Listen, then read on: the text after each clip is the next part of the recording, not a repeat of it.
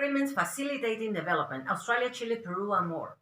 Over the last decade, Australia has adopted key measures to open and expand access to global markets, increase global value chain participation, supporting human capital development, and promoting development by signing key free trade agreements.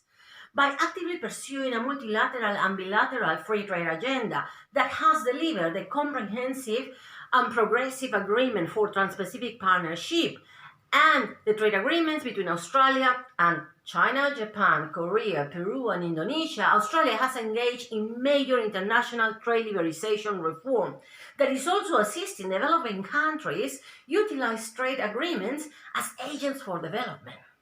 As noted by the World Development Report 2020, free trade agreements and value chain participations can be agents of development by expanding developing countries' participation in global trade, linking micro and SMEs businesses with lead firms and global markets, and setting global standards about working conditions, environmental protection, intellectual property rights, institutionalization, improving employment, and also reducing barriers to trade.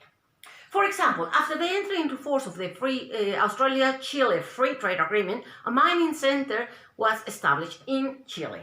The CSIRO Mining Center of Excellence has focused on enhancing collaboration and research, developing human capital through the provision of targeted skills for the area, and enable linkages of the supply chain in goods and services. In my view, this has been fundamental in facilitating Chile's upgrading value chain in the area of goods and services.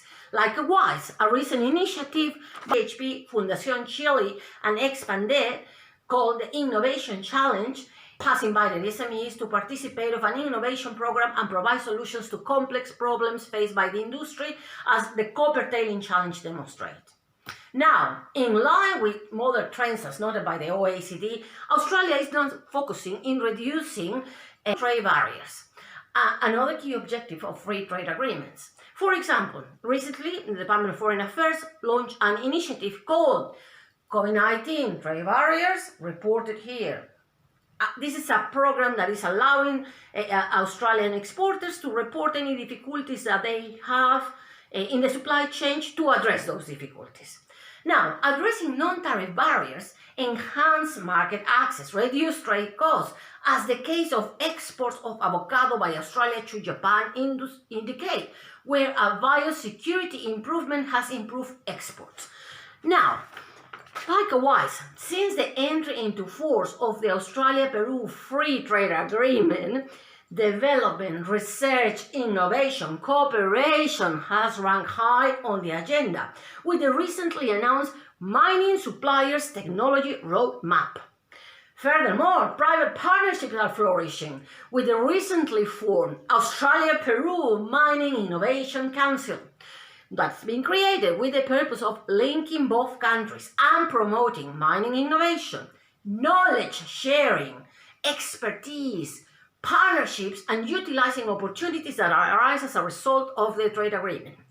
Now, the agriculture sector is also being benefited by the Australia-Peru Free Trade Agreement, as farmers can now diversify and gain access to an important new market, especially SMEs and micro farmers. This is fundamental for development in Peru.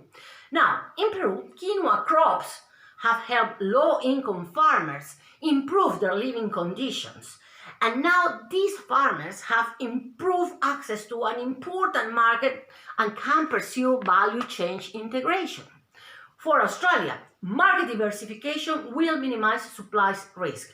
For Peru, technology transfer and value chain integration and skills development will help reduce poverty and enhance development, while both countries benefit from an improved market access.